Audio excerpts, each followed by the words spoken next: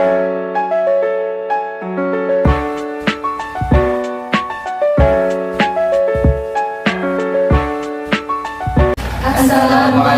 warahmatullahi wabarakatuh.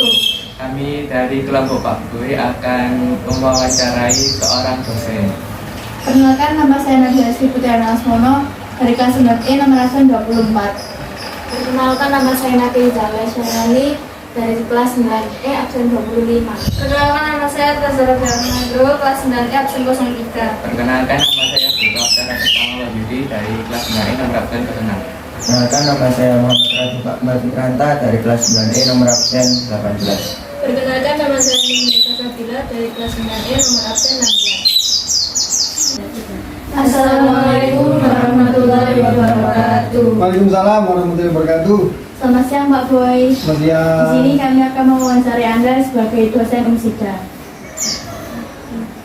Yang pertama yaitu, apa motivasi Anda untuk menjadi seorang dosen? Baik, terima kasih atas pertanyaannya. Namun sebelum saya jawab, izinkan saya untuk menyambut para audiens sekalian. Assalamualaikum warahmatullahi wabarakatuh. Alhamdulillahirabbil arsiladin wassalatu wassalamu ala asyrofil anbiya wal mursalin wa ala alihi washabihi ajmain. Raditu billahi robba wa bil islami dina Nabi Muhammadin ya wa rasulah rabbi sidni ilma wa rizqni fahman. Sebelum wawancara pada siang hari ini kita mulai, sebaiknya marilah kita panjatkan puji dan syukur kita atas segala nikmat, rahmat, kesehatan, keselamatan, rezeki yang diberikan Allah kepada kita. Semoga kita yang ada di ruangan ini, di majelis ini, kemudian keluarga kita, bapak ibu kita, dan juga orang-orang yang kita kasihi selalu dalam lindungan Allah Subhanahu wa taala. Amin. Yang kedua, sholawat serta salam marilah selalu kita limpahkan, kita curahkan pada Nabi besar kita Nabi Muhammad SAW. Yang ketiga, baik, atas pertanyaan yang pertama tadi, motivasi Pak Boy untuk menjadi seorang dosen adalah memang motivasi untuk mengajar itu sudah tumbuh ya sejak waktu kuliah dulu ya. Jadi pada saat saya dulu berkuliah S1 di Teknik Industri UPN ya, Universitas Pembangunan Nasional Veteran Jawa Timur, itu mulai semester 5 itu Pak Boy sudah menyambi sambil kuliah sambil ikut di les-lesan gitu ya. Jadi sejak saat itulah jiwa untuk mengajar itu selalu terpanggil ya. Jadi menurut saya mengajar itu merupakan sebuah merupakan sebuah aktivitas, merupakan sebuah kegiatan yang memang merupakan panggilan dari hati nurani gitu. Jadi motivasi saya adalah hati nurani untuk mengajar itu sudah ada sejak kuliah dulu gitu. Jadi dikala mahasiswa yang lain itu hanya belajar saja sambil bermain gitu ya, namun Pak Boy sudah memiliki kegiatan yang lain, yaitu ya belajar, ya juga ngelesi anak-anak SD, SMP, bahkan ada yang sampai di tingkat SMA dulu ya, semester 5 itu sudah ngelesi. Saya rasa itu motivasinya. Selanjutnya, Pertanyaan kedua, apa yang Anda ketahui tentang kampus UMSIDA? baik, terima kasih. Universitas Muhammadiyah Sidoarjo itu merupakan salah satu perguruan tinggi swasta yang ada di kota Sidoarjo ya. Jadi Universitas Muhammadiyah Sidoarjo sudah terakreditasi secara perguruan tinggi dengan predikat B ya. Kemudian UMSIDA atau Universitas Muhammadiyah Sidoarjo itu memiliki 6 fakultas ya. Jadi fakultas Bisnis, Hukum dan Ilmu Sosial atau FBIS, yang kedua adalah Fakultas Sains dan Teknologi, kemudian FPIP, Fakultas Pendidikan dan Ilmu Psikologi, kemudian yang keempat itu adalah PAI, Fakultas Pendidikan Agama Islam, dan yang terakhir 6 itu adalah Fakultas Ilmu Kesehatan atau FIKES yang ada di Wonoayu sana itu. Mungkin kalau adik-adik sekalian pernah melewati daerah Wonoayu, kalau ke Krian sana, kalau dari sini di sebelah kanan jalan itu adalah Fakultas Ilmu Kesehatan. Jadi itu ya yang saya ketahui, kita punya 6 fakultas dan prodinya banyak ya. Kalau nggak salah ada program studinya itu ada 27 kalau nggak salah, itu Pak Boy nggak hafal ya. Dan kebetulan Pak Boy mengajar di Fakultas Sains dan Teknologi, kalau dulu dikenal dengan nama Fakultas Teknik ya, yang berlokasi di Raya Gelam ini ya, Jalan Raya Gelam nomor 250. Jadi depannya Ngambel Sari itu adalah kampus teknik yang berada di kampus 2. Kalau di kampus teknik sendiri atau Fakultas Sains dan Teknologi itu memiliki 6 program studi ya. Yang pertama adalah program studi informatika, kemudian program studi teknik industri, kemudian program studi teknik mesin, kemudian program studi teknik elektro, kemudian program studi agroteknologi, dan program studi teknologi pangan atau TP. Saya rasa itu. Baik, pertanyaan selanjutnya, apakah Anda punya pengalaman mengajar atau menjadi asisten sebelumnya? Ya, terima kasih. Kalau pengalaman mengajar ya tadi yang sudah saya sebutkan di depan tadi, motivasi ya. Jadi mulai dari semester 5 waktu Pak Boy dulu masih kuliah S1 itu sudah ada panggilan untuk mengajar atau ngelesi itu tadi ya. Jadi ya sebelum menjadi dosen, pengalaman mengajar sudah ada gitu. Dan kebetulan dulu waktu kuliah S1 saya juga menjadi seorang menwa ya, resimen mahasiswa. Jadi kayak jiwa kedisiplinan, kemudian kepemimpinan itu sudah Pak Boy miliki gitu. Kalau secara khususnya menjadi seorang asisten dosen belum gitu ya Pak, belum. Tapi aktif di resimen mahasiswa itu. Selanjutnya, Apakah Bapak bersedia mengajar jika menggunakan bahasa Inggris? ya bahasa Inggris itu kan merupakan bahasa internasional ya, jadi international languages. Apalagi untuk saat ini, yaitu kita hidup di dunia 5.0 ya, jadi sudah bukan lagi 4.0. Saya rasa bahasa asing dalam hal ini adalah bahasa internasional, yaitu bahasa Inggris, itu sudah wajib hukumnya ya. Dan kalau Pak Boy diharuskan untuk mengajar bahasa Inggris ya, kita harus mampu dan mau, dan kalau nggak mampu ya harus berusaha kalau kita bisa ya. Dan intinya saya bersedia untuk mengajar dalam bahasa Inggris, dan sekarang pun dalam mengajar sudah harus di mixing ya antara Indonesia dengan bahasa Inggris gitu ya. Jadi ada beberapa hal-hal terutama yang berhubungan dengan keilmuan gitu ya, saintisnya, bidang ilmunya itu harus ada bahasa Inggris di dalamnya. Supaya apa? Supaya telinga mahasiswa itu terbiasa dengan bahasa Inggris atau foreign languages ya. Bahasa asing kan foreign languages ya, bukannya sekedar bahasa Inggris. Mungkin nanti kalau di Fakultas Pendidikan Agama Islam berarti ya bahasa Arabnya mungkin gitu ya, dan lain sebagainya. Ada juga yang mewajibkan bahasa Mandarin gitu ya, dan lain sebagainya. Saya rasa itu. Jadi intinya sebagai seorang dosen harus siap untuk teaching using in English languages gitu. Oke. I think it's enough. Next question. Apakah Anda sudah pernah publikasi artikel ilmiah? Oh, alhamdulillah. Tuntutan dari seorang dosen itu adalah melaksanakan Tridharma perguruan tinggi. Tridharma yang pertama itu adalah pendidikan dan pengajaran, dan yang kedua itu adalah penelitian, dan yang ketiga adalah pengabdian masyarakat. Nah, untuk publikasi atau artikel ilmiah itu merupakan bagian dari penelitian dosen. Tridharma yang kedua tadi. Dan dosen diwajibkan untuk di setiap semesternya itu membuat sebuah penelitian yang akan dilaporkan ke Dikti atau pendidikan tinggi. Jadi Pak Boy alhamdulillah sampai saat ini sudah ada kurang lebih 2 jurnal yang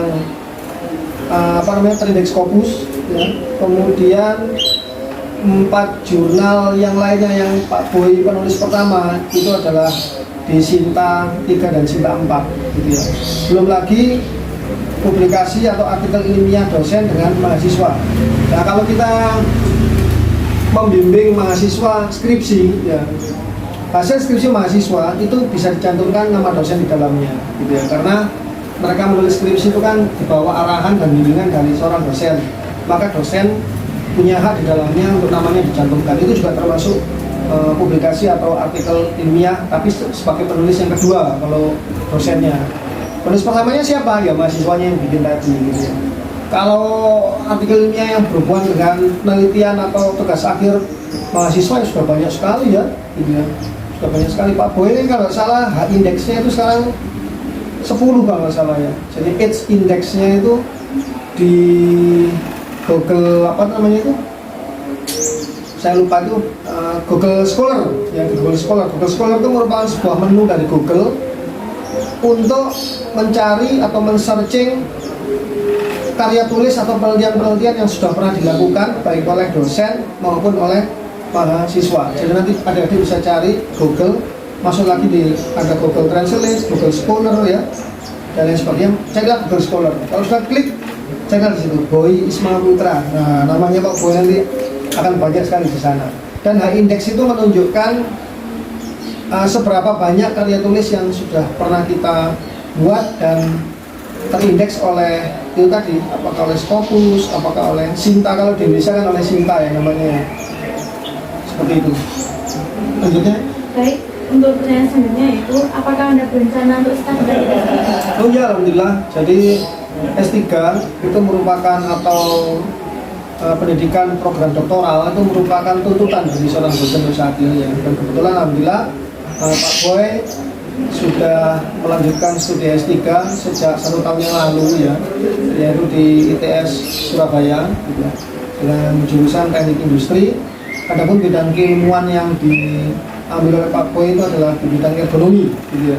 Jadi ergonomi itu adalah ilmu yang mempelajari antara manusia dan mesin untuk menciptakan sebuah kenyamanan ya. Kalau di orang ergonomi itu prinsipnya adalah terciptanya NAC, jadi efektif, nyaman, aman, sehat, dan efisien. Intinya bagaimana seorang sumber daya manusia atau men itu bisa kerasan di tempat kerjanya, nggak sakit-sakitan gitu ya, sehingga produktivitas atau hasil kerjanya itu bisa terus meningkat atau bahkan paling tidak itu standar gitu ya, nggak sampai terjadi penurunan kerja. Loh, dulu bisa menghasilkan 100 sepeda motor, kenapa kok sekarang cuma 50? Berarti ada sesuatu gitu ya, apakah nggak nyaman, sering sakit, kena encok ya, dan lain sebagainya, sehingga hasil kerjanya nggak bisa maksimal.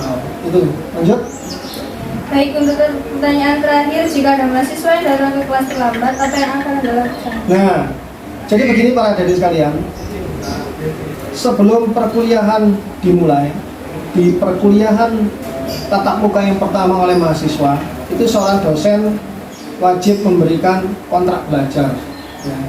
Kontrak belajar, kemudian silabus. Silabus itu adalah pelajaran-pelajaran apa yang akan diberikan di setiap pertemuan dalam satu semester. Pertemuan ke-1 nanti materi apa, kedua apa, ketiga apa, sampai UTS, UAS gitu ya.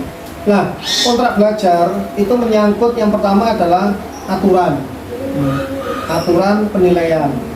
Karena penilaian dari masing-masing dosen itu berbeda-beda komponennya. Kalau Pak Boy sendiri secara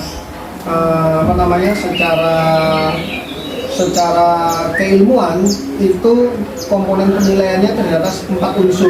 Yang pertama adalah tugas, yang kedua itu adalah keaktifan, absensi maksudnya yang nggak bolosan. Kemudian yang ketiga itu adalah nilai UTS, dan yang keempat adalah nilai UAS. Nah, pada saat kontrak belajar di awal pertemuan itu, di pertemuan pertama itu kita bertemu, itu kita jelaskan ini komponen penilaiannya. Kemudian aturan kedisiplinan dalam mengikuti perkuliahan, karena bagaimanapun juga kedisiplinan itu merupakan komponen atau unsur yang utama. Kalau hidup kita ini tidak didasari dengan kedisiplinan, apa jadinya dunia gitu ya. Waktunya Anda bekerja masuk jam 7 sampai datang jam 8, waktunya sekolah masuk jam setengah 7 sampai datang jam 9 ya, bisa kacau balau gitu ya dunia itu. Jadi segala sesuatu itu harus didasarkan pada kedisiplinan, dan itu memang betul. Untuk mahasiswa yang terlambat, di awal tadi sudah kita berikan aturan ini, maksimal 10 menit sebelum perkuliahan dimulai Anda sudah harus ada di dalam kelas gitu ya. Seandainya mahasiswa terlambat 3 kali berturut-turut sesuai dengan aturan yang diterapkan oleh Pak Boy atau dosen yang bersangkutan, ya maka dia harus diberikan sanksi. Sanksinya apa kalau 3 kali berturut-turut terlambat? Ya kita suruh keluar untuk kita mengikuti perkuliahan tersebut gitu ya. Sehingga tingkat kehadiran atau keaktifan yang merupakan bagian dari komponen penilaian dia akan berkurang gitu ya. Ini merupakan salah satu cara kita, namanya dosen, guru itu kan sama ya, bukan hanya sekedar mengajar, tapi juga pembimbing moralnya, pembimbing kedisiplinannya. Ya. Kalau ilmu sih itu sudah tugas utamanya, gitu ya. Tapi bukannya sekedar transfer ilmu, transfer knowledge yang kita berikan, tapi juga tadi pola pikir, perilaku, kebiasaan itu juga menjadi tanggung jawab guru. Karena itu kenapa kok kayak pagi gitu ya, mahasiswa harus siswa kelas D harus aktif tepat waktu, jangan rame, itu betul ya, supaya sampai nanti menjadi sumber daya yang nggak sakar PDW. Ya, apa yang terjadi kalau sampai besok nggak terbiasa dari kecil, pembiasaan kedisiplinan, sampai di waktunya orang bekerja, sampai bengok-bengok di padahal kayak kelas SMP aja dulu ya. Sampai ayo, siapa namanya? Akmal, besok dipecat ya. Waktunya orang kerja kok malah main game, waktunya orang bekerja kok malah bengok-bengok gitu ya, dan sebagainya. Jadi zaman mulai dari Pak Boy kecil pun sudah ditanamkan yang namanya kedisiplinan. Yang pertama untuk tidak terlambat ya, kemudian kita bisa membawa diri. Guru sekarang mungkin agak sedikit enak ya, kalau zaman kita dulu rame itu sudah ada penghapus, ada penggaris, dilempar sakenaknya gitu ya, guru. Sekarang kan sudah jarang yang menggunakan kapur ya, sudah pakai whiteboard ya. Kalau kita dulu kapur, ini penghapusnya itu penuh dengan kapur, dilemparkan lalu itu kayak bedak gitu ya. Jadi bisa batuk-batuk kita, guru zaman dulu gitu ya. Keras pendidikannya. Tapi ya insya Allah siswa yang dihasilkan juga akan lebih siap dan lebih disiplin dalam menghadapi kehidupan. Jadi saya rasa itu. Jadi kita aturan untuk mahasiswa yang terlambat, kita terapkan dulu aturan mainnya. Kalau dia melanggar dari aturan main yang sudah ditetapkan, ya kita berikan punishment atau hukuman. Salah satunya dari tadi tidak boleh mengikuti kegiatan belajar mengajar. Saya rasa itu ada di sekalian ya yang bisa saya jelaskan. Mungkin ada lagi any question? Baik, terima kasih Pak Boy. Cukup sekian wawancara dari kami. Jika ada pertanyaan yang kurang mengenakan di hati Pak Boy, kami mohon maaf. Kali ini wassalamualaikum warahmatullahi wabarakatuh. Waalaikumsalam warahmatullahi wabarakatuh. Terima kasih.